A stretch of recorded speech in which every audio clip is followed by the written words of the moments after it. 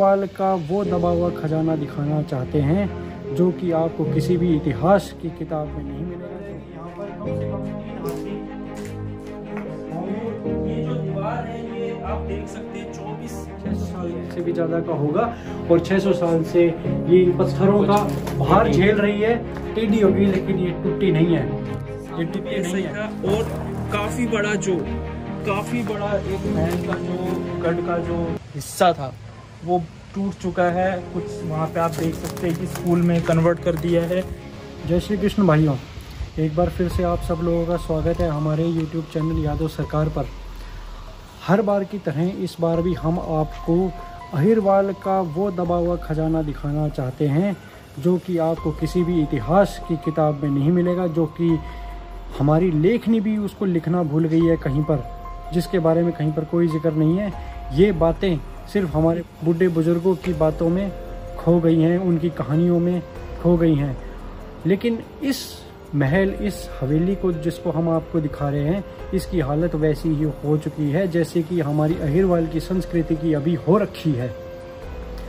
अभी हम आपको अंदर ले जाएंगे और ये पुरानी हवेली जो कि गोकुलगढ़ गांव में, जो कि रेवाड़ी के एकदम समीप है, एकदम रेवाड़ी की सीमाओं में है, उसके अंदर स्थित है। चलिए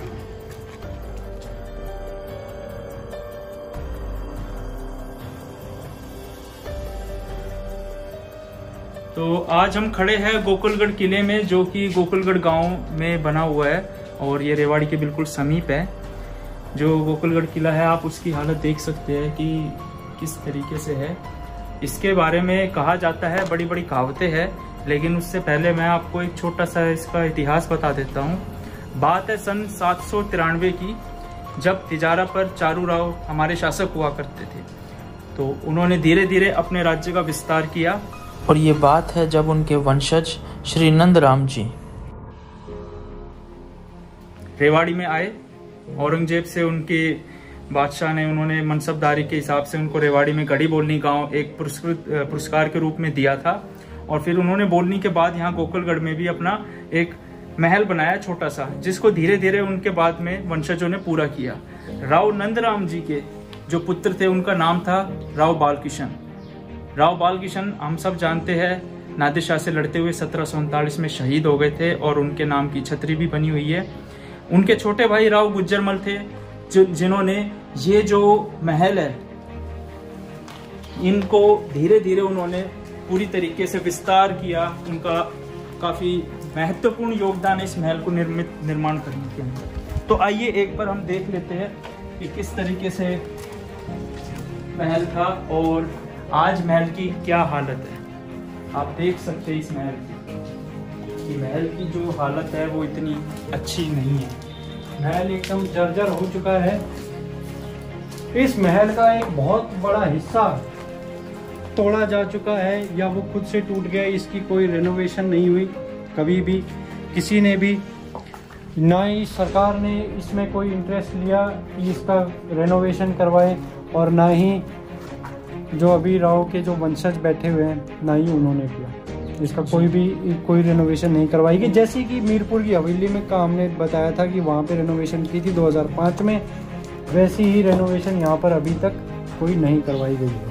क्योंकि इसका एक बहुत बड़ा कारण ये है कि समय समय पे हमारे जो राव शासक थे, उनके आसपास के जो राज्य थे वो लगातार यहाँ पर हमले करते थे। जैसा कि मैं आपको बता दूं, हमारे राव बालकिशन के बाद 1739 में जब वो शहीद हो गए थे तो राव गुज्जरमल जी ने गद्दी संभाली थी। और उनके बाद भी मराठाओं का जो एक तरीके से आप बोल दीजिए हमले रुके नहीं और लगातार वो जारी रहे।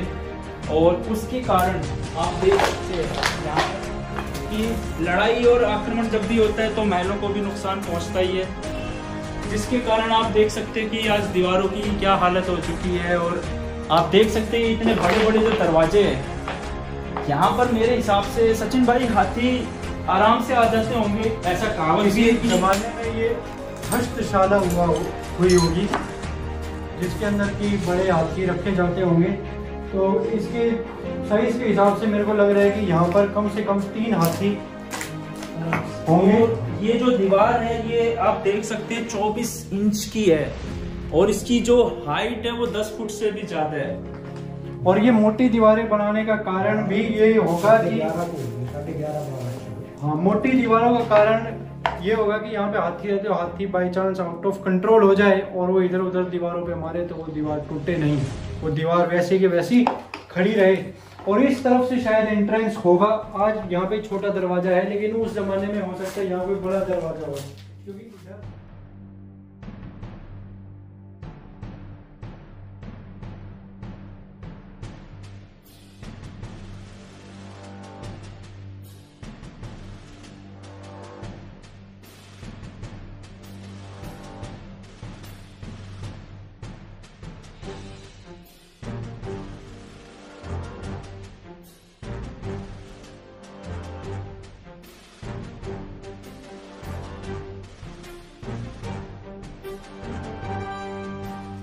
भाइयों अभी हम खड़े हैं जो इस महल का जो टूटा हुआ हिस्सा था उसके मार्ग के ऊपर। आप देख सकते हो हमारे चारों तरफ यहाँ पे बहुत सारे झाड़ियाँ, पेड़, पीपल का पेड़ तो गया है और महल की हालत दिन बर दिन जर्जर होती जा रही है।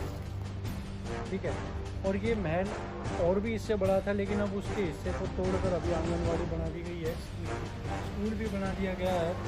और ये हमारे पूजनीय ताऊजी यहाँ पे हैं, ये बता रहे थे जब हम यहाँ आए थे, इन्होंने बताया था कि ये भी पहले यहाँ पर एक स्कूल चलता था जिसके अंदर कि ये पढ़ते थे, 8वीं तक का स्कूल था ये, जैसे ये बता रहे हैं। तो चलो एक जगह तो हमारी सरकार ने हमारी पुरानी चीज़ों का एक जगह तो सही इस्तेमाल करा। और हम अभी आपको महल के दूसरे हिस्से दिखाएंगे। यहाँ पर राज परिवार और राज परिवार के जो भी मेंबर्स थे, राजकन्याएं सब यहाँ पर रहती थी और अपना गुजर बसर करते थे। और अगर आप देखोगे इस हवेली में भी मीरपुर की हवेली जैसी आर्किटेक्चर है, इसका भी डबल पिलर्स हैं इसके भी, और इसमें भी वैसे ही वेंटिलेशन डक्ट्स हैं उस जमाने के बने हुए वेंटिलेशन के लिए। और इस हवेली के अंदर हमको एक खास चीज़ देखने को मिली जो आपने पहले जो हमें हस्तशाला जो हमने आपको दिखाई उसमें भी आपको देखने को मिलेगा। और यहाँ पर भी मैं आपको दिखाई, इसके अंदर काठ की लकड़ियाँ बहुत जगह जगह वो उसके काटर बना के लगा रखे हैं। और यहाँ पर आप देख लो चौखट में भी उन्होंने काट की लगी है और ये इतनी मजबूत है जो कि कम से 600 साल पुराना ये जो छोटा महल है 600 साल से भी ज़्यादा का होगा। और 600 साल से ये पत्थरों का भार झेल रही है, टेढ़ी होगी लेकिन ये टूटी नहीं है। तो आप देख सकते हैं कि जर्जर हालत के कारण इसका जो चूना है, बाहर की जो परत है वो धीरे धीरे जर के टूट के नीचे गिर चुकी है। और ये देखिए आप मलबा, ये पूरा मलबा उसी चुका है। आज इसकी जो कारण है उसके कारण के बारे में तो हम आप बात नहीं करेंगे, लेकिन हमें अपना इतिहास संजो कर रखना पड़ेगा, तभी हम अपने किलों को, अपने योद्धाओं को याद कर सकेंगे और आने वाली पीढ़ियों को बता सकेंगे। हमारी आने वाली पीढ़ियां जब पूछेंगी कि हम क्या कर रहे थे जब हमारे महल टूट रहे थे और हमारी महलों की जब मरम्मत नहीं हुई थी, तो इसलिए ये बहुत जरूरी हो चुका है कि इन महलों की, इन किलों की, इन गढ़ों की अहीर इतिहास की, शौर्य इतिहास को याद करा जाए और उनको सही तरीके से किताबों में लिखा जाए। अब ऊपर एक बार हम चलते हैं देखने के लिए, बताते हैं कि ऊपर भी एक बहुत ही अच्छा है। हमारे पूजनीय ताऊजी बता रहे थे कि 12 क्या बोलते ताऊ जी वो 12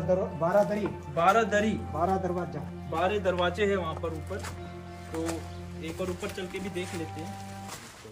भाइयों अभी जहाँ हम खड़े हैं यहाँ पर एक ऊपर जाने के लिए, छत पे जाने के लिए पैड़ियाँ हुआ करती थी जो कि अभी टूट चुकी हैं। ठीक है, मौसम के कारण, समय के बदलाव के कारण ये पैड़ियाँ टूट चुकी हैं। अब मैं अपने इस वीडियो के माध्यम से एक रिक्वेस्ट करना चाहूँगा। हमारे जो स्कूल हैं अहिरवाल के अंदर, रेवाड़ी के अंदर जो स्कूल हैं, उन स्कूल के जो टीचर्स हैं उनसे मैं एक प्रार्थना करना चाहूँगा, एक रिक्वेस्ट करना चाहूँगा कि अपने बच्चों को एक्सकर्शन के लिए इन सब जगहों पर लेकर आएँ, और जब बच्चों को यहाँ पर लेकर आएँ तो उनसे इन जगहों की सफाइयाँ करवाएँ। और जब आप हमारे स्कूलों के कॉलेजों के बच्चे यहाँ आकर यहाँ की सफाइयाँ करेंगे, तब वो हमारा जो इतिहास है वो सिर्फ जानेंगे नहीं, उसको फील करेंगे, वो उनके जहन में बसेगा। और जब उनके जहन में इतिहास बसेगा तभी वो आगे जाके संघर्षशील युवा बनेंगे, और तभी जाके संघर्ष के साथ में जैसे हमारे पूर्वजों ने संघर्ष किया था वैसा ही संघर्ष वो करेंगे और हमारे समाज को आगे लेके जाएंगे।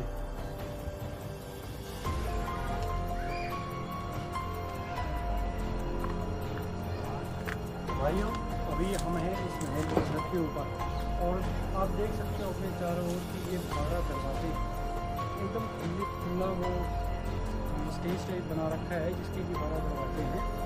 और बताया जाता है कि पुराने टाइम में यहाँ पर राजाओं का दरबार लगता था, जो भी यहाँ के फैसले लिए जाते थे, जो भी राजसी फैसले होते थे वो यहाँ पर दरबार लगता था, उसमें लिए जाते थे।